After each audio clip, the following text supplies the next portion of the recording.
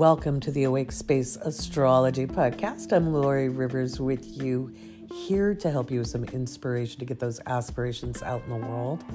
And we've got some stuff to talk about. And there's some big energy on the way in March of 2023.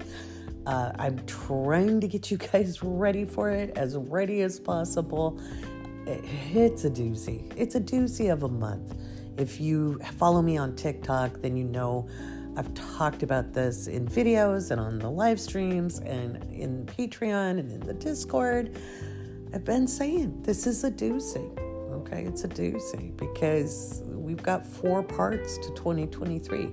March is one of those. March is one of those. And it kind of extends into June because Pluto dips its toes into Aquarius in March. It heads back into Capricorn in June. So we get just the sneak preview. I'm going to talk a little bit about Pluto and Aquarius at the end of the podcast. But we are not entering the Pluto and Aquarius era. I know there's a lot of younger or / less experienced, because not all of them are young. But there's a lot of astrologers or people claiming to be astrologers talking about this being moving into the Pluto and Aquarius era, and it's not. We're ending the Pluto and Capricorn era, and that's part of what I'll talk about in this podcast. And next episode 10, is dedicated to Pluto and Aquarius. Okay, so keep your eye out for next Monday. We're getting this out on Tuesday. Sorry, folks, it was a busy Monday for me. And remember, I'm my own producer, creator. I pretty much do all of the work here. I've got some technical help to get, the reading links, the videos out, things like that. I've got some wonderful help. I've got help moderating the forums. But when it comes to the creation and production, it's me, myself, and I. So, and I have some exciting news about that. I'll talk about that in the Patreon shout-outs. Now, even if you're not a patron, I want you to listen to that because there's some really cool news about this podcast and our rankings globally that I really, really want to share. I'm super excited, and I think it deserves to be in the Patreon, in the patron shout-outs. But the first part of this podcast, we're going to talk about March 20th, 21st, and 22nd. We're going to talk about the equinox, what happens the day of the equinox, the day after the equinox, and then the day before Pluto ingresses into Aquarius. It's volatile energy. And eek is all I gotta say. A lot of energy. And so we're gonna talk about that. I want you to know right now, I on a personal level am excited about the energy to come. I'm just excited about it. But, and that's on a personal level. For me personally, excited. For us as a greater whole, a collective, I've got some concerns, there's some concern there as well. And a little bit of me is going, wow, so you're finally going to make it and it's going to be like that? Really? Is that what it took? It took the world kind of falling apart around your ears for you to finally get there? It's kind of Bugs Bunny-ish in its scope. But it's not the apocalypse. It's not the end of the world. Neither is it the age of Aquarius. And we're going to talk about that and more here on the Awake Space Astrology Podcast. And I'm just going to do my damnedest to get you prepared. So let's get moving, shall we? All right. Up next, talking about the equinox on the 20th and what happens the days following.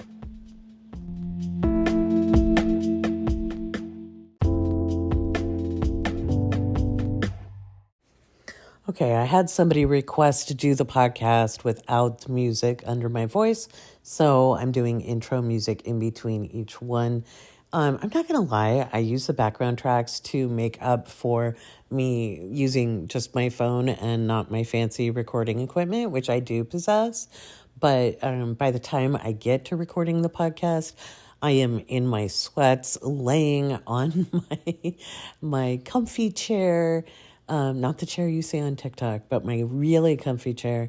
My feet are dangling, and I'm kind of sitting upside down. Yeah, I don't know if you ever read Little Women, but I always identified with Joe. So, yeah, I don't know what we're going to do with me in the video podcast because I'm going to have to like look nice and, oh gosh. Oh, did I say video? I'm not talking about that, but if you caught the hint, you caught the hint. Anyway, equinox, let's talk about it.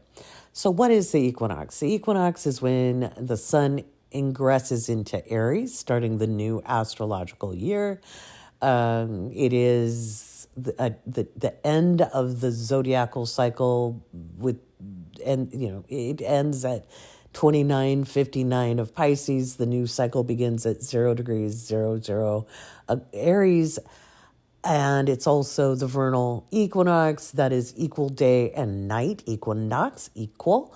In the northern hemisphere, we call it the spring equinox. In the southern hemisphere, it's the autumnal equinox. And if you were raised with a grandfather like mine who was a commercial fisherman in his retirement, he would say, don't take your boat out when it's the equinox because it's bad weather, And so it tends to be stormy weather when it is the equinox. And I think we're going to have more than stormy weather this year. It's going to be wild. We've got wild energy. And you'd be like, what's new, Lori? And I'm like, yeah, I know. But this is really wild. And remember, the equinox is 13 days after that big old full moon. Okay, that big old full moon. And we have the new moon, the day after the equinox. Right? Or is it the 22nd? I got to look at the charts. Don't quote me. And you'd be like, what kind of astrologer would get that wrong? A tired middle-aged woman who's been reading charts and talking to people all day. So I will look up these charts and we'll talk more about the equinox. You too will know what I mean when you get over 50. I don't feel any more aches and pains, guys, but it's just, I do too much, I think. I just do too much. So let's take a look here. Let's take a look at the charts. So on the equinox itself, it's pretty interesting. Before the sun ingresses into Aries, okay, on the equinox, which is, let me see if I can get that chart. Oh, that's Ohio. I was looking at Ohio. It's got some interesting things going on. Why is it? I get my charts pulled, and I don't know what I did with them. So let's look at March 20th. And the equinox happens about 2 p.m. Pacific. So remember, astrology is precise. It's precise. Every sign has 30 degrees. Every degree has 60 minutes. And so when you look at a chart and you see the number with the little bubble, the little circle up above by the number, it looks like an exponent. That's the degree. And then you have the minutes. So when the sun is at 0 degrees of Aries, okay, that's actually 3 p.m. I'm going to take a screenshot of that.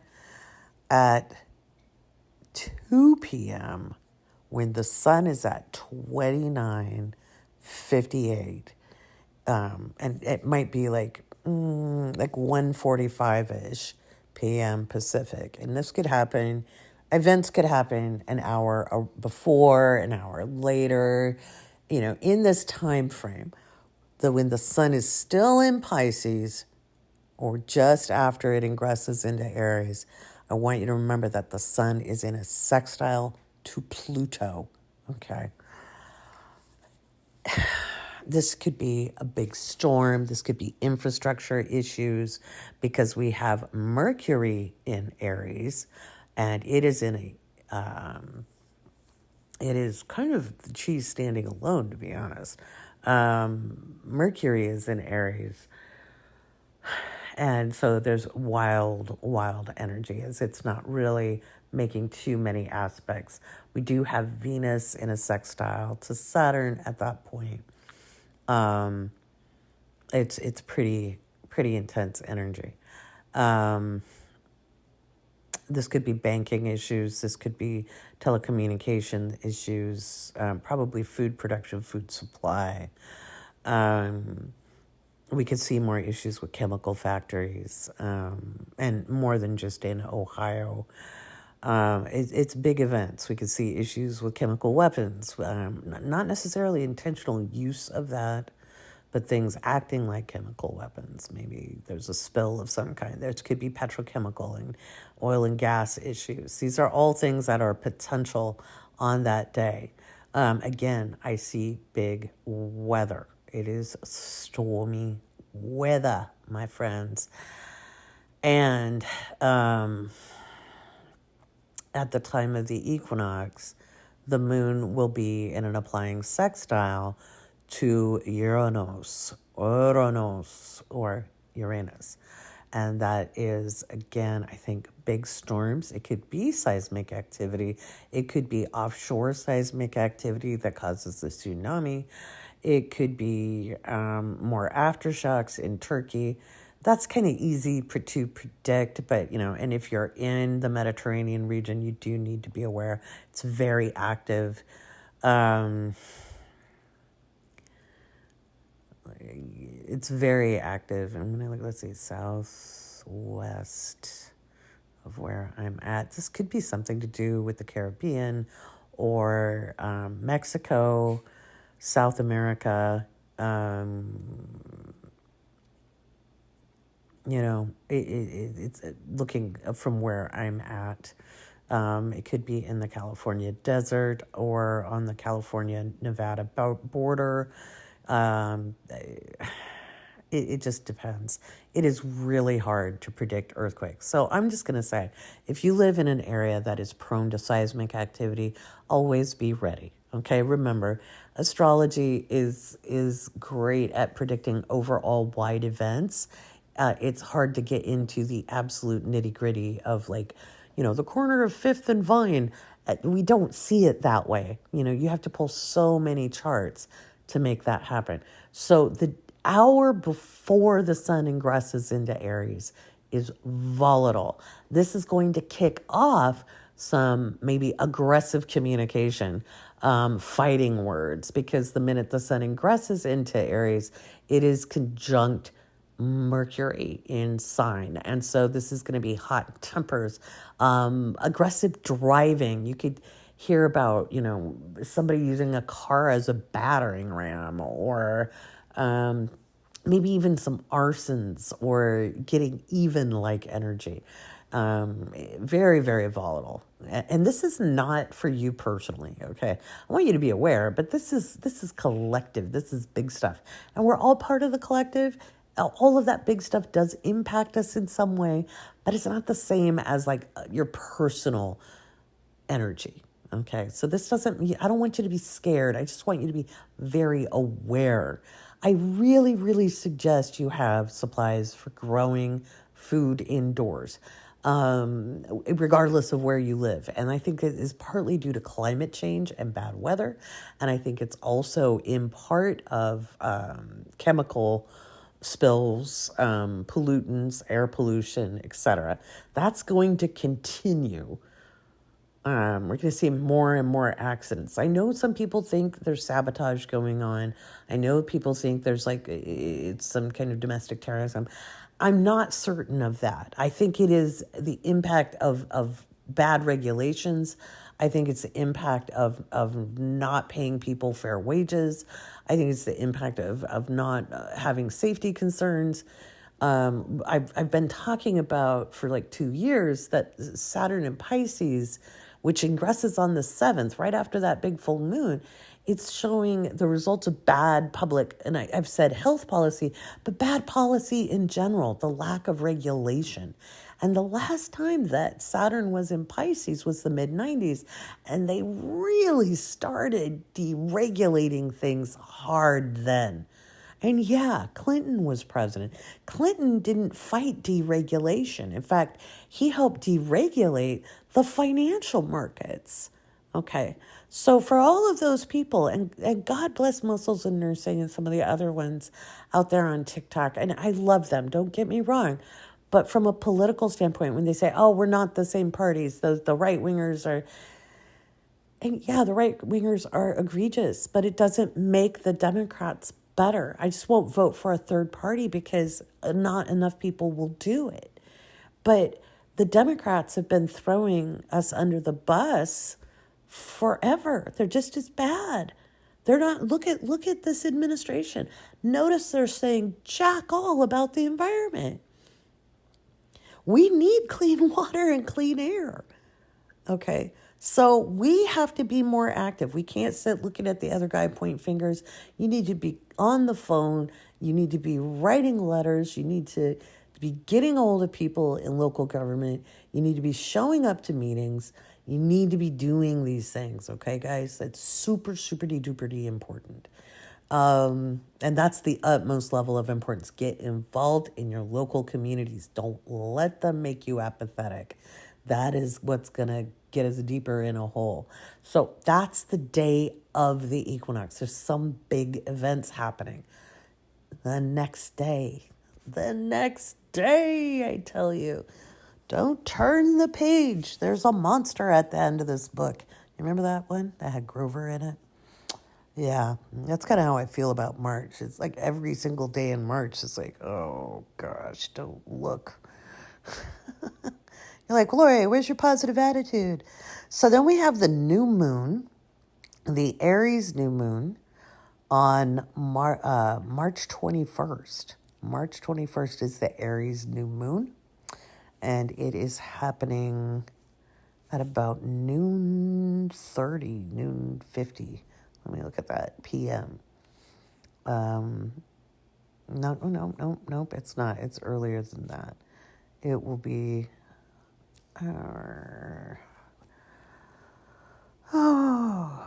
pulling up the charts. I think more like almost 9 a.m. Let me take a look here.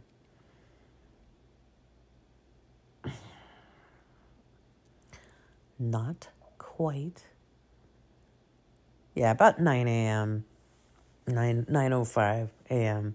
we'll have the Aries new moon. And it's a pretty powerful new moon. This is a time where we're really going to be paying attention and needing to be paying attention to our basic needs, okay? This is a time to really be looking at, like, inflation is just going to pop off after March. The Fed is just not helping us out because they're not factoring in the cost of food in the numbers, guys. So when they're talking about inflation, they are not including the price of food. Understand that. It's a very volatile day. I think there might be some kind of big transportation or manufacturing event. There could be, now what's interesting, that same day we have Venus conjunct the node in Taurus. And so if you have any planets or personal placements around 5 degrees of Taurus, you may have a fated event that's rather positive, okay? Rather positive. Something might manifest for you out of the blue. That feels pretty lucky.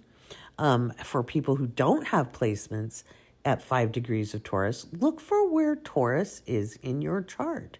And you'll get a little gifty from the universe in that area of life. And if you don't know what I'm talking about, you want to get my Astro Guide, Astro Guide to Astrology, Volume 1, Issue 1. that is the ultimate cheat sheet. So it goes through the signs, the glyphs, the houses, what the planets mean, and it's a great beginning resource for brand new astrologers. And even if you've been studying a little while, I know some people who keep it on their phones as a quick reference guide. And so, just grab that and look for where 5 degrees Taurus is in your chart, and look up the house, just the house, and what the house meaning is in the cheat sheet. And it's not a cheat sheet, it's a 47-page book, which is an 8.5 by 11 47-page book. So if I cut that trim size down, it's a sizable booklet, but it's more like magazine format for ease of reading. So that is what is up on deck, my dearest. That's a lot. And then we have the 22nd, the day before Pluto ingresses into Aquarius. We have the moon conjunct Jupiter. And that's very volatile. That's big bada boom energy. Luckily, it's not square Pluto, so it's not as big a boom. But tensions are starting to spill over. This could be political. This could be media worthy. This is stuff that can't be hidden. And there's some consequences are starting to happen for people who have lied, with the Saturn in Pisces action that's going on there. And then on the 23rd, and this is where I'm concerned, on the day that Pluto ingresses into Aquarius. Now that happens around 8 in the morning, and we will have the moon squaring off with Pluto right before it ingresses. I think, and it's right while Mars is at the last degree of Gemini. I do not think this is World War III, my friends. I do not. Not in the sense that most people imagine World War III. Neither is it the apocalypse, okay? It is none of those things. But what it is a concern. I think we may see some worrying words. I think we could see some conflict start. I think there could be a misfire of a missile that actually does some damage. I see that there could be some huge economic impacts. We could see the supply chain actually break. We could see a leader assassinated or die. We could see there's actually some grief in this chart. We could see religious nuts kind of some sizable seismic activity. There's some big stuff that happens on the 23rd as Pluto ingresses into Aquarius. So let me recap. And let me talk you now down off the ceiling of your car if you're commuting. It's big energy, and I think there's conflict brewing. I think we're seeing it already kind of start now here in February. Will it impact us as individuals? It will impact some individuals directly, but that won't be all of us, even if you're living in a major city. I do think food supply is going to be restricted. We may not hear that it's restricted. We may not be officially rationed by the government, but I think you've already noticed our supply chain is very, very shaky. This takes a major hit, okay? So I want you to get ready for that. I want you to make sure your pantry's as stocked as possible. I can't. I'm on a fixed income. Okay, here's how you do it. Okay, this is how I made it through 2008. And I was on a fixed income because my then husband was a state employee, and he was topped out at his salary. He couldn't make any more money. We hadn't seen a raise in 6 years. We had growing kids. My business was just really getting started as far as, money was being made. Of course, I've always had astrology clients, but that was very quiet. I wasn't trying to make a living off of it. I just got paid for doing it, right? But it wasn't what I did full time. As far as money went, as how I earned my money. It's always been my 10th house, my avocation, but it was not my vocation. Okay, there's a difference. And so what I would do, and did have growing kids. Oh, God, all of you people with kids, I'm going to just give you a big hug right now. I know it's hard. Those grocery bills. Oh, my Lord. But what I would do, and I still do it, I go to the store, I check the loss leaders, what's on sale. If there's something that I use with regular frequency, but it's not the staple in the diet, maybe like canned spaghetti sauce or something like that. Maybe I'm not out of it just yet, but I buy an extra 2 when it's on sale. Okay. Things like canned tuna or canned chicken, things I can put together easily in a bunch of different kinds of dishes. If that goes on sale, buy a couple extra. You don't have to hoard. Don't hoard. It's dumb. It's mean. It's rude. Don't do it. I do urge everyone to grow inside.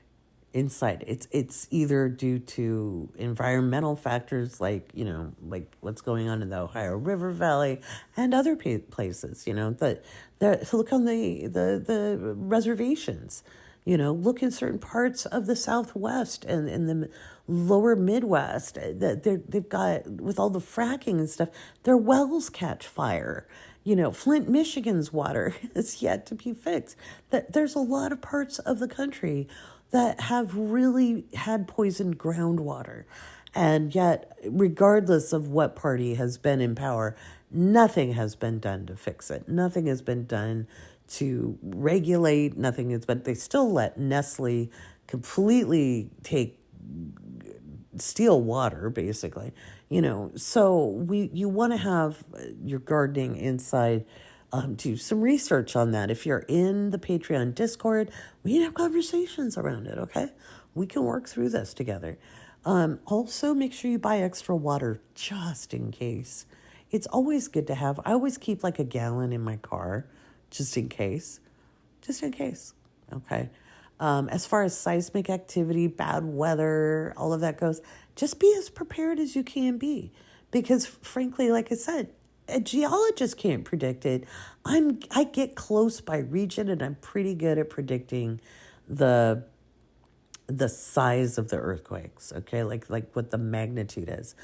But you can't rely on me for that, guys. I'm doing my best here, but it's just impossible to make those like super accurate. Okay? So if you live in a seismic area, keep your eyes open. If you live in South America, I really want you to keep your eyes out. Caribbean, keep your eyes out. Southeast Asia, New Zealand, keep your eyes out. I know I got listeners there, and I love you. Seychelles, you don't need to worry about earthquakes. Watch out for the weather. And I know you're listening. I see you in my countries, so thank you. And if you're related, hi. Yeah. There's a lot going on, guys. So to help make sense of this, I've got the full moon workshop coming up on March 5th. On March 4th, which is a Saturday, I've got the Pluto workshop. And if you're not a patron and you want a special discount, read the description. I'm giving you a little discount there. You want the good juicy discount? You got to be a patron. That's just the rules. Them the rules, them the breaks. I'll talk more about what I think is going to happen with Pluto and Aquarius in brief at the end of the podcast. But first, let's talk about the podcast, what our rankings are, where we fit in globally. And then we're going to thank some patrons for being part of this magical mystery tour.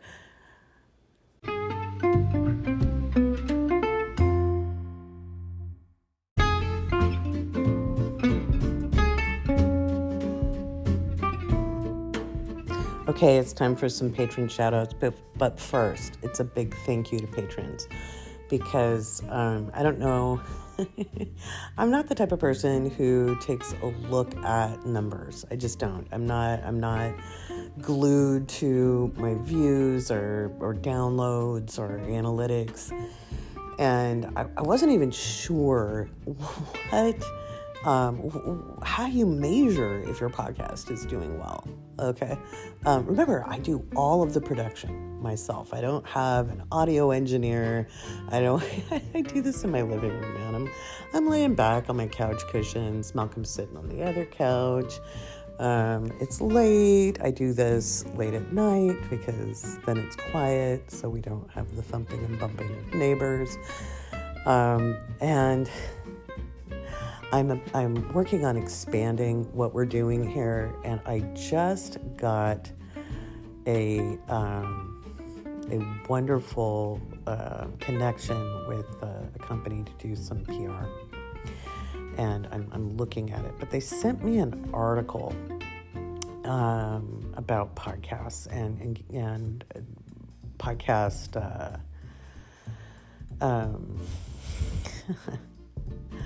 podcast rankings. And so as I'm reading through this article, it dawns on me that I'm in the top 5% of podcasts globally. And that's because of you. That's because of you listeners. So first, huge shout out to patrons, because without patrons, I wouldn't be here. But you listeners, you make me as well. And so I want to thank you ever so much. I'm just scrolling through this article on Demand Sage about podcast rankings. So it says, podcast ranking and listeners. Buzzsprout did a study in which they revealed that the top 1% of podcasts get an average of 3,994 plus downloads in the first 7 days of release. And we're not there yet. We are over halfway there to that, though. And then it says, here's an overview of podcast ranks on the average number of downloads in the first 7 days. So the top 1% get, 3,994 downloads in the first week of release. The top 5% of podcasts get more than 795 downloads. Guys, when I pull up the podcast, we get 1,694. So we're well on the way. We're over halfway to 3,000. And so that's exciting. And it's because of you. It's because of you. So thank you. And big special thank you to patrons. I hope you're not skipping this part of the show, because this is often where I give the juicy information about discounts and all sorts of stuff. I sneak them in here. So the smart listener listens to the whole podcast. Speaking of juicy discounts, every month throughout 2023, I'm doing a full moon workshop, because these full moons are incredibly intense as we're kind of being flung into the future, and ready or not, here it comes. And we have to release old habits and release energy blocks and release, stinking thinking and all that fun stuff. And it's quite a process.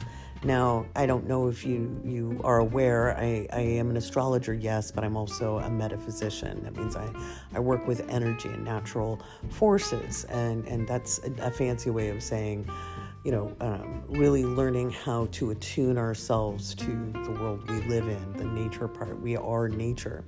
And so in these workshops, not only do I give you the astrological information, and I talk to you about your questions about how the full moon can impact you directly. We have a great Q&A section, and I'm not going to record that part anymore. Or if I do, it'll be a separate audio file, because I want to be able to get the lecture part out into the world if people miss it, so we'll have that up. And then the meditation, I want people to be able to grab that separately if they can't come or don't register. They can buy that separately. And so it's a very intimate space. So the Q&A, I think, we'll just record separately so that it only goes to people who are registered, okay? Because I like to create safe spaces for people. But the meditation is so powerful. Everybody usually just, falls asleep afterwards. And that's why we do them in the evening, just to help release, let your energy system just cool off, and allow yourself to recalibrate, okay? It's really important. And it takes more than one meditation session to nothing is a panacea. There's no magic bullet. It takes time and practice, guys. I think everybody's always looking for that perfect crystal or perfect herb or perfect candle spell or whatever to right their life. And honestly, Saturn is your best friend. You got to gain some discipline and take things step at a time. So all patrons get 50% off those workshops, the full moon workshops, okay? And I give flash sales on readings, etc. Every month I give a special discount. For the Pluto workshop, patrons are going to have 40% off of that now. I gave a 60% discount up through mid-February. Now you've lost your early bird. Sorry, guys, but we'll do a 40% offer, so that you still have a big savings. And then if you're on TikTok, you might catch a special TikTok, but it'll be 20%. So there's lots of reasons to become a patron, besides access to information. And whether it's beginning astrology or a little deeper, but patrons always get special discounts on readings and workshops. The Planet of the Month Club is super fun. We've been enjoying exploring the sun, and March is Mercury. And if you can train your Mercury, you gain so much agency. And that's the focus in March. So I look forward to seeing you guys there. So now that I've been yammering for a minute, let's give a big shout out to our newest patrons. This is exciting. So we have Bethany, we have Melissa, we have Wendy. Let's see, I know I had another one. Let's see, Wendy, Hannah, here on Neptune, Madeline, Kat, Natalie, Christy, Maria, Sarah, Rhonda, Kim, Jessica, Jana Maria, Bean, Mimi, Natalie, Monica, Kristen, officially Loki, Mariana, Gabby, Rhiannon, Catherine, and Garrett. Welcome. Oh, and Serena. Thank you, Serena, for joining. And Christina, thank you for joining. And Emily, thank you for joining. Super exciting to have you all here with us as we're sitting at 757 patrons. Our goal for 2023 is 1,000. It would be wonderful to have 1,000 of you be patrons of the Awake Space Astrology podcast. If I get to 1,000 patrons before May 16th, which is the day Jupiter enters Taurus, I will offer a very special patron-only event. Okay, a very special patron-only event. I gotta think up a really good one, but maybe I'll do like a group intuitive event where I do intuitive readings, because I can do that too. That's right. I'm not gonna do mediumship where I connect with departed loved ones, but I can do some intuitive readings on people. So if I get to 1,000, I know, good one. I also channel. So I will do a channeling event where I do intuitive readings and channeling for the 1,000 people. Because if I'm supposed to be out as a spiritual teacher, I'm going to do it first with my patrons. Okay? So get me to 1,000 and we get there. Tell your friends. Don't be afraid. All right? Share the podcast. All right. Thank you so much for being patrons. Next segment, we're talking a little bit more about what it means to have Pluto in Aquarius. What I'm going to cover in the workshop on March 4th.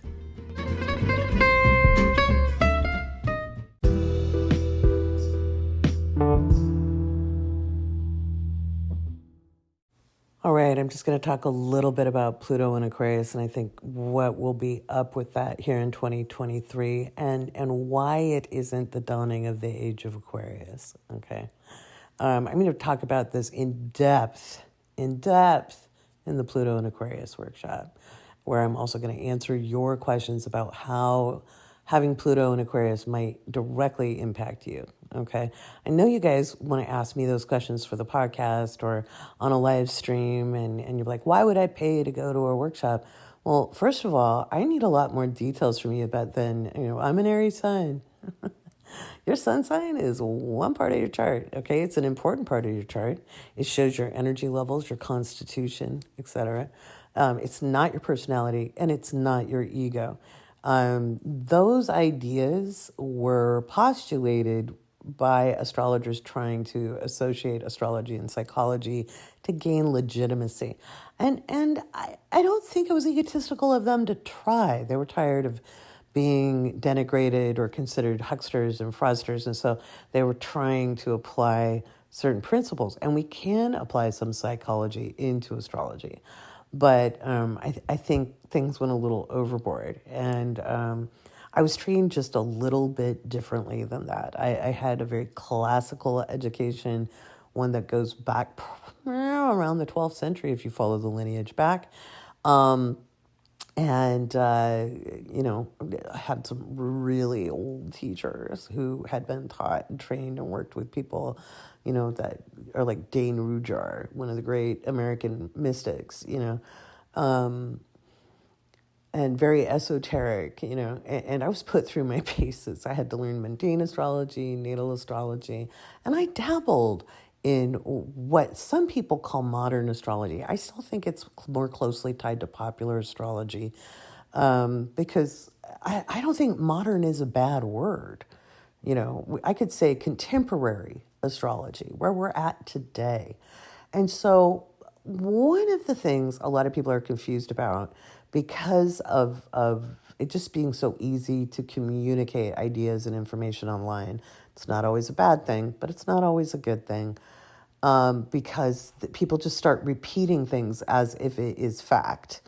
And that's not always true. So on TikTok and Twitter, and I can't even look at astrology Twitter. I'm not going to lie. I don't go there. In fact, I deleted Twitter off my phone when Musk took over, because he's just trashing the place to sell it in a fire sale. I can't look at some of it because it's not legitimate astrology, but it gets repeated so much that everybody thinks it's real. And then I just end up looking like what do they like to call me? A bitter old woman. A bitter old woman. You're just a bitter old woman. No, I'm a professional with a lot of experience, and I ain't bitter. I'm just annoyed at really bad information going out there. So I don't care if it resonates with you, because resonance and astrology have nothing to do with each other. By the way, you can also go around saying, I don't claim this. Claiming don't claim astrology is astrology, okay? It is like data science, okay? It's like data science. We have data, we analyze the data, okay? And it either proves or it doesn't prove accurate.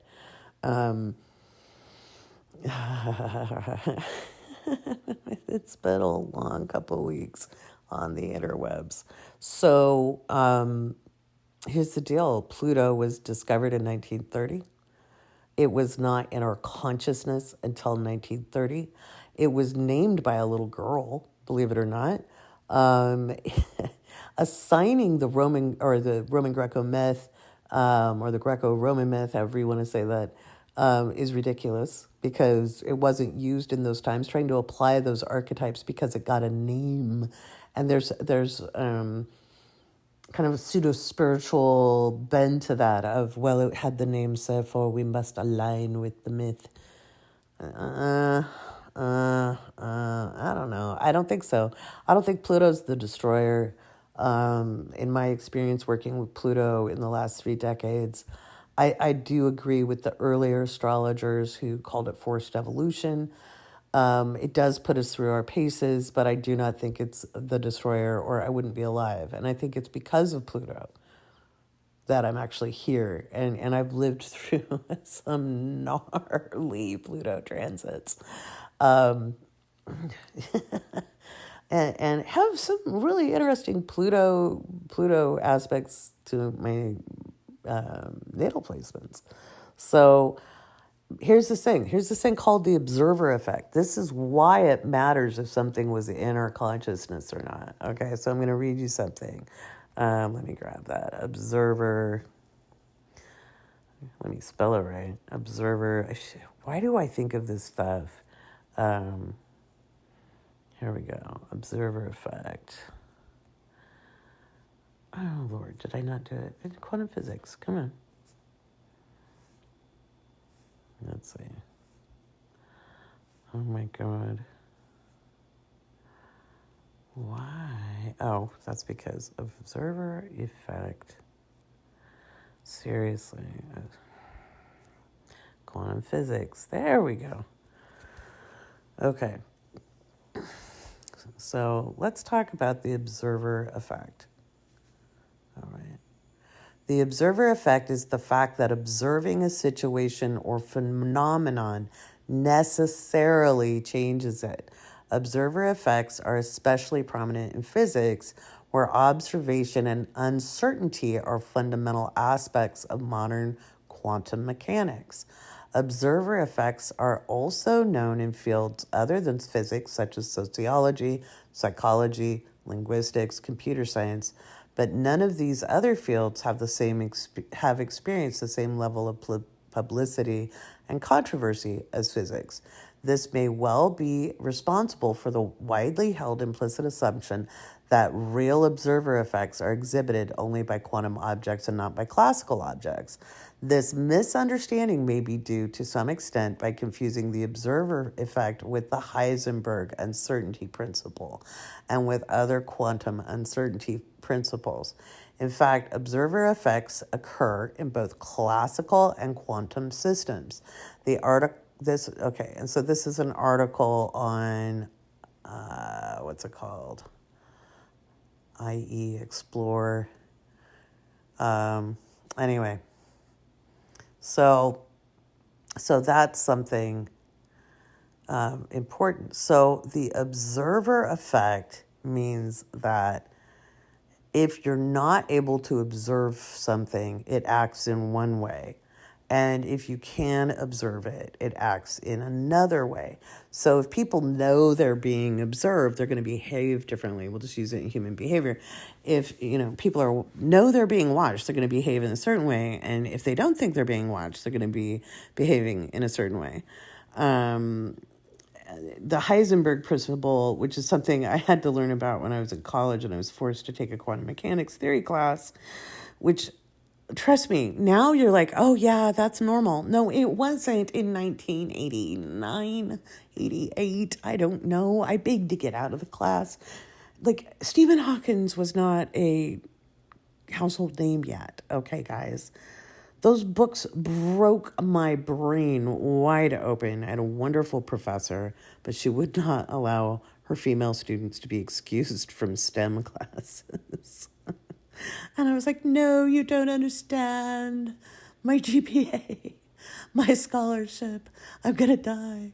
But anyway, so basically when you observe something, when you're able to observe it, there's a different impact. So prior to 1930, Pluto had a very super subconscious impact on events on the planet and human behavior, human interaction. Okay. And humans are who are making the greater impact to our knowledge on this planet. Okay. I would also argue that pollutants and microbes probably have a greater impact, but humans are contributing factors to that, and greater contributing factors. And don't talk to me about the grand solar minimum. I don't want to hear it. Okay. Humans have contributed so much to the climate change issue. I don't care if we're in a natural cycle or not. We're accelerating things through the use of fossil fuels, through the use of chemicals, synthetic chemicals that are highly toxic. We're poisoning our groundwater, which impacts every living species. So I don't want to hear about the kook theories, okay? Yeah, we may very well be in a time of change naturally, but we have accelerated things through human activity. So if you like to poop in your backyard and drink the water from your own pond that has poop near it, that's fine. I personally don't, okay? That's the argument, okay? And I will argue that all the day long. Call it what you will, parse over terms. We are sitting at a time where we have to take collective responsibility. And I think Pluto and Aquarius is very much where that is going to be driven home in ways that will be unfortunate to live through. Okay. So I think as we go through the next 22 years, we are really going to be seeing some of the consequences that we have to face. Okay. I know that people like to give, Pluto being the higher octave of Mars. I kind of almost disagree on that. I think it might play that role a little bit, but the more and more I look at it, if Saturn is authority, Pluto is power. Pluto is power, and not necessarily dominance and control. It can at the lower vibes of the planetary expression, but I think Pluto is also a very big expression of just what power is without intent. Okay, and it forces us to change and evolve and strip away that which it no longer serves. Dissolving the calcification of social cultural programming. Okay. And this is something I think that's important for us to understand. And Aquarius is the sign of humanity. Okay. It is the water bearer. It is the person who goes outside the village to draw the water, to bring water back to the people. And water is both life, but it is also wisdom. It's experience. It's understanding that there are needs, the needs of the many outweigh the needs of the one. But if the one does not recognize that they are part of the many, then there's an imbalance. Okay. And I think we all need to work on self-actualization, which is very different than rugged individualism. Okay. I think the more you learn to self-actualize, the more you realize you do need community and you do need your systems in place to support the most vulnerable people. And people will be like, well, I worked hard for my stuff. There's people who work hard all over the planet that are suffering. Hard work does not equate comfort. It does not equate a safety net. And there are certain things that should just be guaranteed human rights: food, shelter, clothing. People should have adequate, safe environments, just point blank. Kids shouldn't have to go to school worried about dying from a bullet. And nor should they be food insecure, nor should they be thrust into mines, or picking cacao so that you can have your chocolate bar. And nor should young children have to worry about becoming impregnated or married off, male or female, or having to impregnate. I think there's a basic level of decency that humans can live at. And I think Pluto in Aquarius is going to bring all of that up. Now, what will happen in March? Well, it's very brief. It's a very brief time, March to June. We will have Pluto in Aquarius in 2023. And then that little bugger pops out until 2024 and dips back in briefly, pops back into Capricorn, and then enters Aquarius for the next 21 years in November, end of November, after the elections of 2024. So, what will happen? I think we may see some very large crimes against humanity. I think we will see in the United States, we will see some rights further eroded. I think we're being put into, and you'll be like, Laura, you just said it's not the destroyer. It's not. But forced evolution means you're put into a crisis in order to grow and take action. And if we're going to have to lose our apathy. And apathy isn't just fuck it and I don't care. It's also, I can't do anything. I don't have any power. It's just me. All the stories we tell ourselves, which is a form of ego. It's every bit as much as egotistical as in, I'm the savior, I'm the one. By the way, chosen ones, so passe, so Pluto and Leo. We're now moving into Pluto and Aquarius, where it's group endeavor. Okay, we're also going to see social media forever change. And I think that is going to start in February with Supreme Court rulings, or maybe they'll hear those cases and make rulings in March. But we will see the landscape of the internet change, and maybe not in the favor we want. Okay, because one of the things that we've been able to do as individuals is organize for a cause on social media. And in the name of protecting us from radicalization of other groups, there may be some tightening up of what we can and cannot talk about in social media in the United States. And this is already controlled in other places in the world. And so we're going to have to get creative, folks, as we organize, because what is considered a crusader or a freedom fighter is not considered thus and so by the opposite side of an issue. Okay. In fact, that was one of the first things we talked about in when I was in college as an international relation major. My professor walked in and said, what's the difference between a terrorist and a freedom fighter? And we gave all these wonderful philosophical arguments, and he said, to be honest, it's the side you're on. Whoever wins gets to tell that story. And it was a very interesting point of view. And so, especially if you're from marginalized communities, and I think a lot of people who listen to me are, whether you're in the BIPOC community or LGBTQIA community, or you're a woman from any community, or identify as a woman from any community, we are going to have to do more than march. We're going to have to organize to take over school boards. We're going to have to organize to take over county commissions. We're going to have to organize to take state rep positions. We're going to have to go after corporate bootlickers, and stop trying to go third party. Like I said earlier,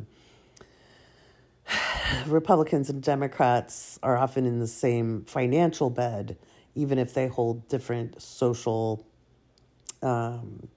mores. But Democrats never pushed for the ERA to get signed, and they threw women under the bus repeatedly. And I say that as a political analyst. That's what I started life at, folks. If you're new here, that's one of the many qualifications I have. So Pluto in Aquarius is going to be in March, especially this huge burst of energy. Now, this could be everything from inclement weather. I certainly think the weather is going to be very bizarre. We're going to see some big storms in March. Now, we could see flooding or just some of the craziest lightning storms we've seen in our lifetime. Hail, etc. Where, God knows, okay? I'll try to get directions as we get closer in, as I look at the lunations. Again, I am one person playing producer, director, business owner. Luckily, I have an accountant, finally. That kind of thing. I don't have time as a practicing professional astrologer who also teaches. I don't have time to look at all the charts. I wish I could. I'm getting as much information for you guys as possible. And whenever I have a warning, it goes up on TikTok. I try to put them up in the Discord. They may or may not make it to a weekly episode of the podcast. Okay.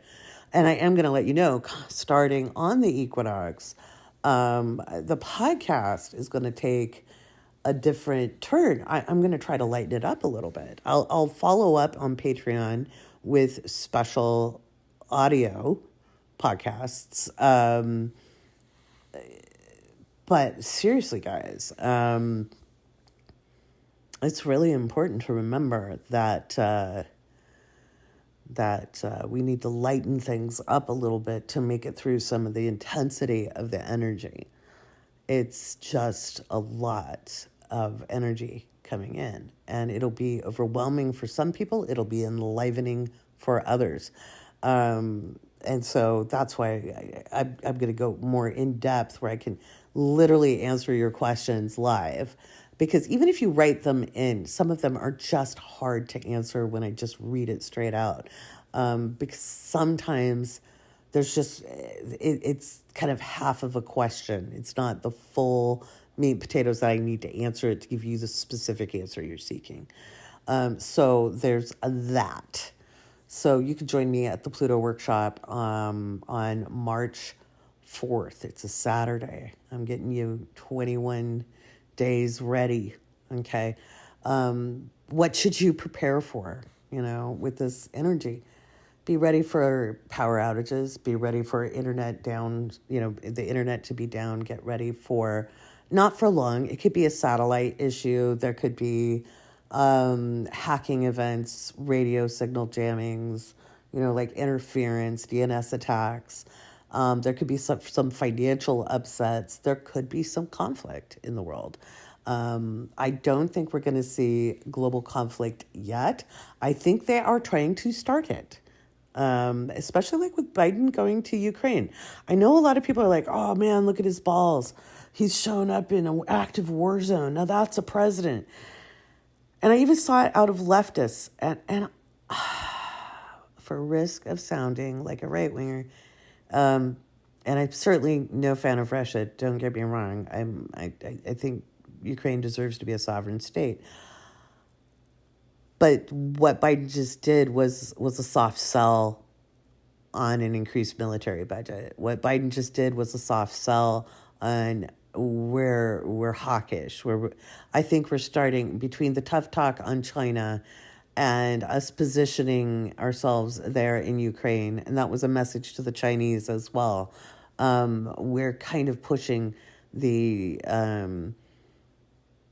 we're pushing our own people and messaging to our own people, get ready for a war.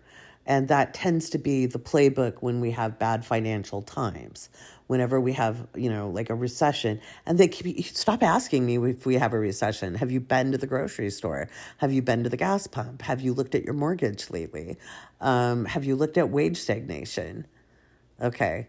How the government calculates inflation has so changed in the last 45 years. It's not even funny. They don't calculate the price of food, which is something that everybody needs to use. So if your grocery bill is going up, your rent is going up, or your mortgage is going up, if your credit card interest is going up because of the rate hikes, and your wages stay stagnant, what do you think about price hikes? It's inflation. Point blank. This is why I'm going to lighten up the podcast, because I get so frustrated. So yeah, we're in a recession, duh. And in fact, I'll argue we've never gotten out of one. We never got out of the 2008 recession. We never really did. They opened up credit markets, they lowered interest rates, but we never really solved the actual problems. The disparity between CEO and worker pay was skyrocketing in 2010. My grandmother went to her grave absolutely horrified that every bit of social work she did, starting social programs, etc., in the state of Oregon, was undone in her lifetime. She had tried to make the world a better, kinder place because she suffered growing up in the Depression, and she watched it completely get dismantled. And she was so concerned. She said, Lori, it's worse than the Great Depression. This is 2010. This is worse than the Great Depression. The disparity between CEO and the lowest paid workers is 400 times. This is absolutely egregious. And I don't understand why no one will do anything about it. She was just so sad. And I tried to reassure her. I said, Grandma, we're all active. All of your grandchildren are active in their communities. We're raising our kids to be aware and active. And yet she was just so sad. And she was really a trailblazer when it came to social good. And she was a career woman too. She fought for parity. She hired a lot of people who most people wouldn't hire, whether it was because they were people of color, or single moms, just single moms in the early 70s. Nobody would hire them for professional positions. She did. Okay. So as I moved to sit forward off my couch cushions, because I'm riled up. So we need to get our social safety nets back. They've been eroded. They haven't been around for decades. And don't just blame Republicans. Don't just blame the red states, because Clinton played a role with welfare to work. He was pandering to the Republicans. And it basically created a situation where you get hired if you're on TANF or welfare, and you never get promoted and your wages stay stagnant because the company is actually being subsidized. Look at Walmart. Do you really think billion-dollar companies need to be subsidized by the working American people's tax dollars to hire employees they need anyway? Really. That's ridiculous, and it doesn't help the people being employed, and they don't get any chance for promotion. I know, because I had to walk through that program when I came back to the States with my kids and I needed emergency assistance. I went through it. The difference was I had an education. I had a different work history. I didn't even necessarily want to be on it. I wanted access to the computer so I could find my own job. And I did find my own job. I refused all the jobs I was sent on because there was no room for promotion. And I was like, hey, I didn't go to college for that. I'm the first generation on my mom's side to graduate from college. I didn't do that. You could barely make it on $9 an hour in 1999 in Oregon. Okay. Seriously. It didn't all go to rent, but if you wanted to be able to afford the insurance for you and your kids and eat and pay rent and pay utilities and try to put anything into savings, good luck on that. It was barely a livable wage. How are people doing it on $7 now? That's impossible. You can't. There's no one who can. There's no place in the country you can. So, I think we're going to see these things addressed with Pluto in Aquarius. And so I'll keep talking about Pluto in Aquarius as we keep going along. Again, I want to really invite you to come to the workshop. If you're a patron, you get 40% off now, because you've missed the early bird special, but you get 40% off if you register before March 1st. If you don't want to join Patreon, that's okay. You can get 20% off by using the discount linked up in the description. Alrighty. Now let's get to some astrology Q&A. I'm going to try to cool off. I'm going to drink some tea. And we will answer some astrology questions from patrons. And then we'll wind up the show. Thank you so much for listening.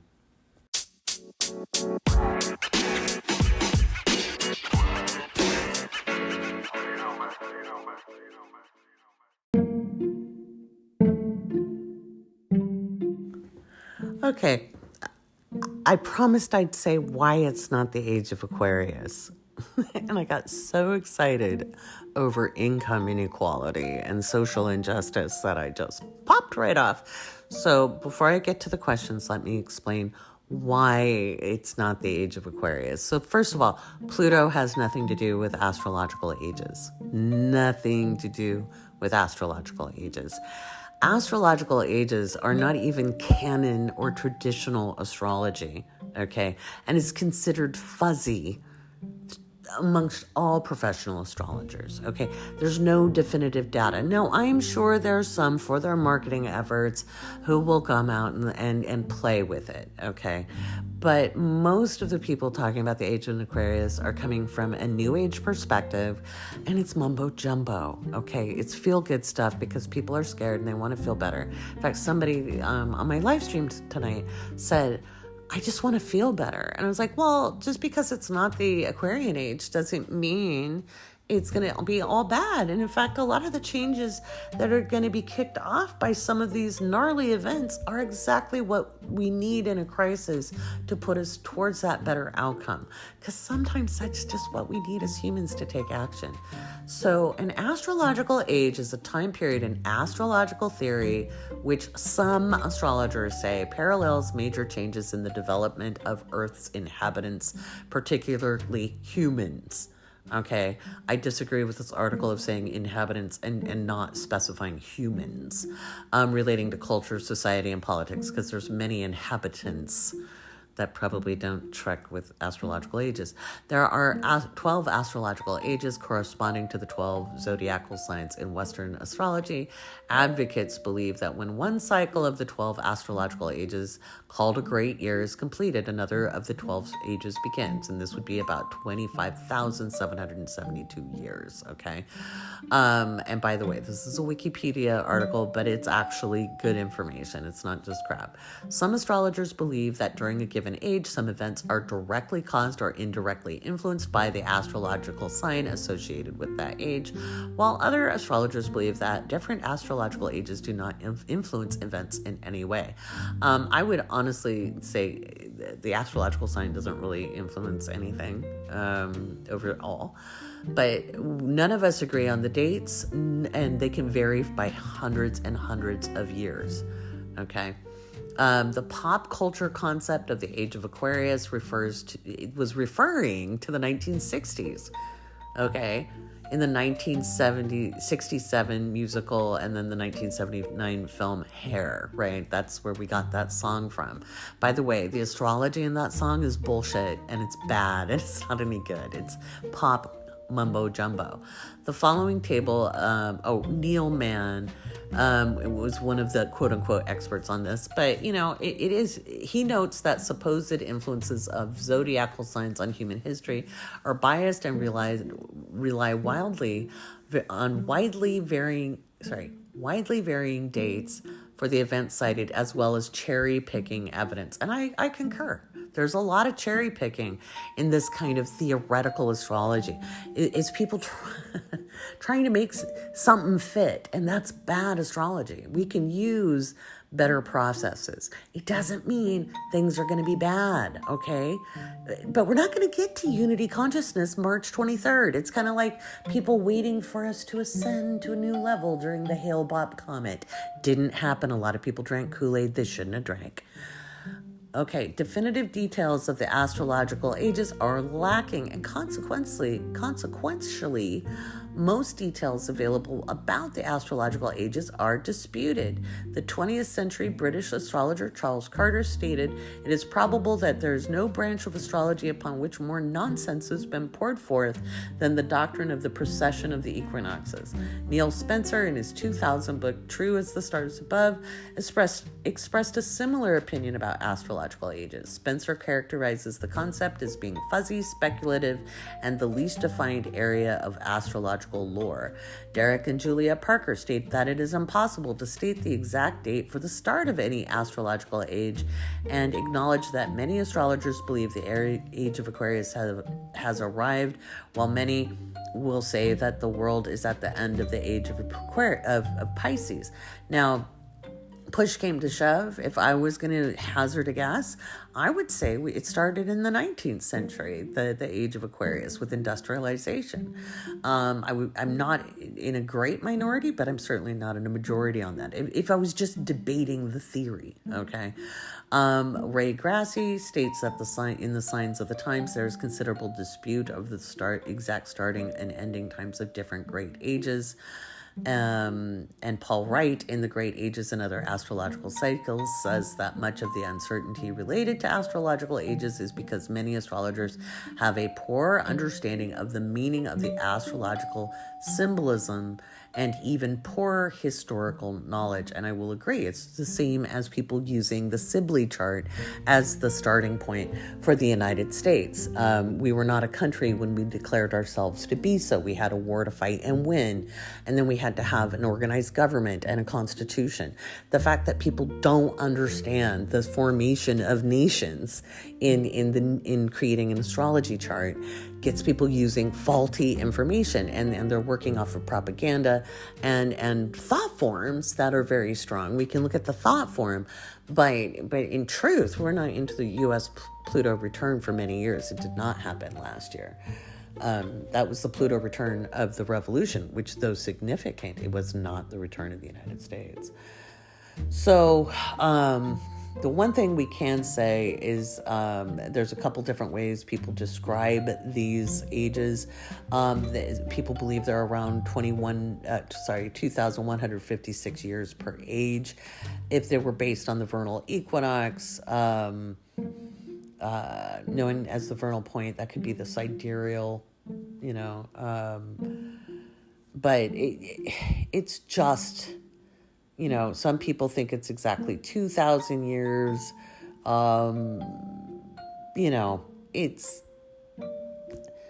It's not, there's no sound astrology to it, okay? You can believe what you want, but Pluto itself is a planet that we have only been observing since 1930, okay? And it spends anywhere from 11 years to 40 years in a sign. It is not going to kick off an astrological age, okay? Point blank. Under no circumstances, okay? You're like, wait a minute, Larry, you just said Pluto spends between 11 and up to 40 years in a sign. How is that generational? And that, my friends, is a class for another day. Let's get to the questions by patrons. All right, I've got some questions from patrons. You guys ask me such good questions. I gotta remember to get this. Remember to get this. Hang on a second. I gotta open up my computer. Get this form back into the Crunch Report. Now, if you're a patron, all patrons get the Crunch Report, where I give a little video, kind of like a weather report of the astrology over the next couple of days. And let's see, go to my Google form here. Ooh, we get more and more of these. So let's take a look at it. I love looking at all the responses. Let's see. Let's see.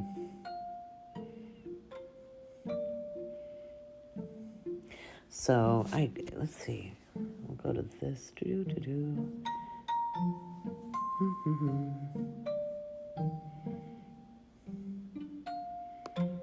So, okay.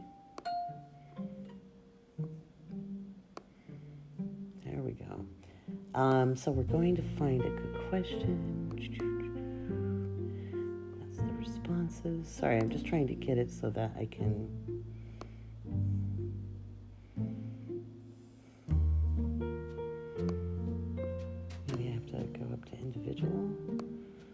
There we go. Let's see.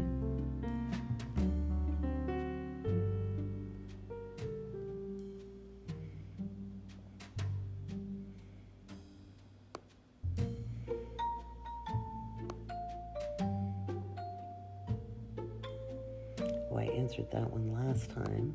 Give me a second. So here's a question. What are possible events, conditions that can occur when Saturn transits over the IC? So this is one of the reasons I like to teach workshops, because this is where I would ask clarifying questions of the person asking. So first of all, I'm going to give a caveat.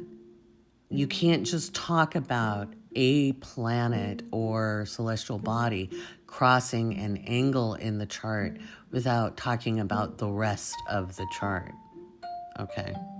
because every single person is going to have a little different experience based on their own individual astrology. So are there other planets near the IC? Are there planets on the AC or DC or at the MC? Is Saturn making aspect to anything else in that chart? So this could be a time where you're choosing to buy a home. You might choose to move into a home. You might have to move into your parents' home. You may become responsible for your own home or your own living, and no longer be dependent on other people. So those are things that can happen when Saturn moves onto the IC. Any more than that, it might also, if you are already a homeowner, it might be where you have some major repairs you have to do, or people move in with you. You become a place where you're the authority there.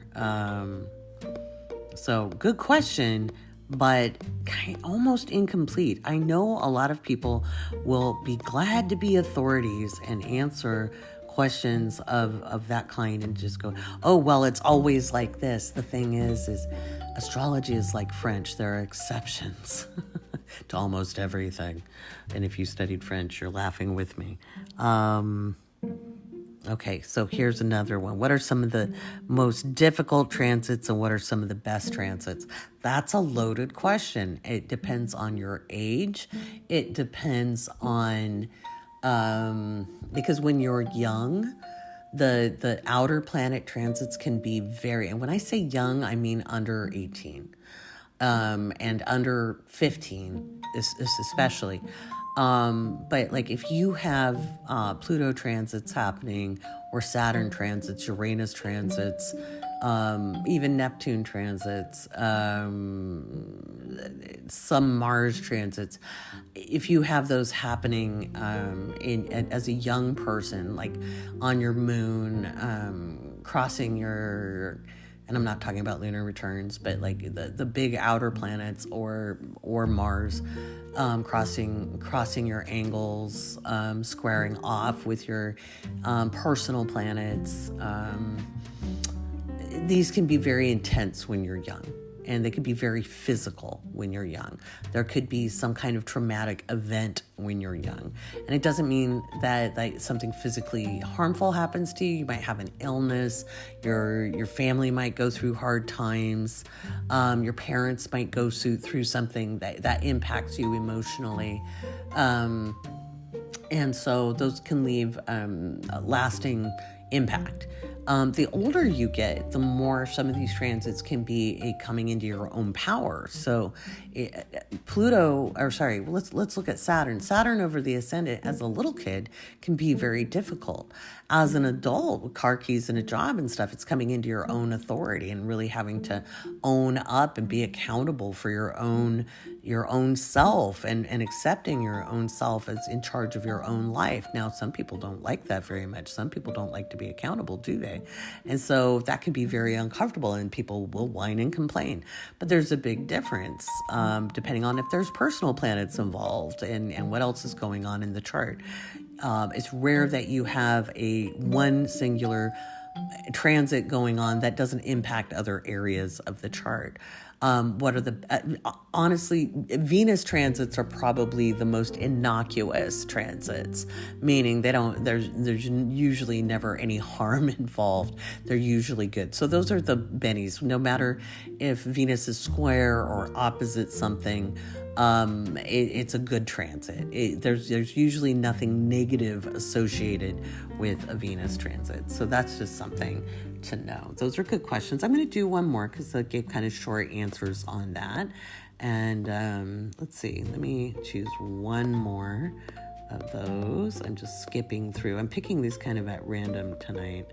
Let's see. Is it true that we should be manifesting, setting intentions on a new moon according to the house in our chart that the moon is in at the time? Okay, so that's a great question. That was by Alyssa. I think that's one of the best ways to be very deliberate in your manifesting. Okay, so if if, like we just had the Pisces new moon, and wherever Pisces is in your chart, okay, in your natal chart, is where that new moon was landing. And so you want to look at the house and then set intentions around that area of life. So for me, it was fourth house. Okay, so I set some fourth house intentions. You can also, because whatever impacts one house kind of pings the opposite house, because these are not competing energies. So these are complementary energies. And so you have your work life and you have your worldly life, and those two are 4th, 10th house. So whatever impacts the 4th will obviously impact the 10th, and vice versa. So you can set intentions for that sector, okay? But yeah, that's one way to do it, absolutely. There's no reason to not do it that way. But you can set, you can set intentions for anything. For me, I'm wanting to buy a property. And so I set my intentions around, well, I need the finances for that, right? Well, that's part of my intention, but I'm not going to sit and wait till the moon is in my 2nd house to do that. So just the wanting to build a home and have a space that's 100% mine, meeting my 4th house North Node need, and happy with that new moon energy. Just wrote that down in my notebook, and that's how I said I don't do a major ceremony. I just plop them down in a notebook, close the notebook, and walk away. And then I enjoy the unfolding of the process. I think people are making far too much or making it too hard to set intentions. The new moon gives us a chance to be very deliberate, and being deliberate and loose about it at the same time helps us reveal what is already there for us in that process. That's what a manifestation is. It means to reveal. What great questions, and I'll answer more on the next podcast. I want to thank you guys for joining me here at the Awake Space Astrology Podcast and putting us in the top 5% of podcasts nation, or actually worldwide. How crazy is that? I'm still floored. Thank you so much. And I'll talk to you next week on episode 10, where we'll talk more about Pluto entering Aquarius and what that looks like, the days coming up to it, as well as the days after. It's going to be wild, guys, so hold on to your hats.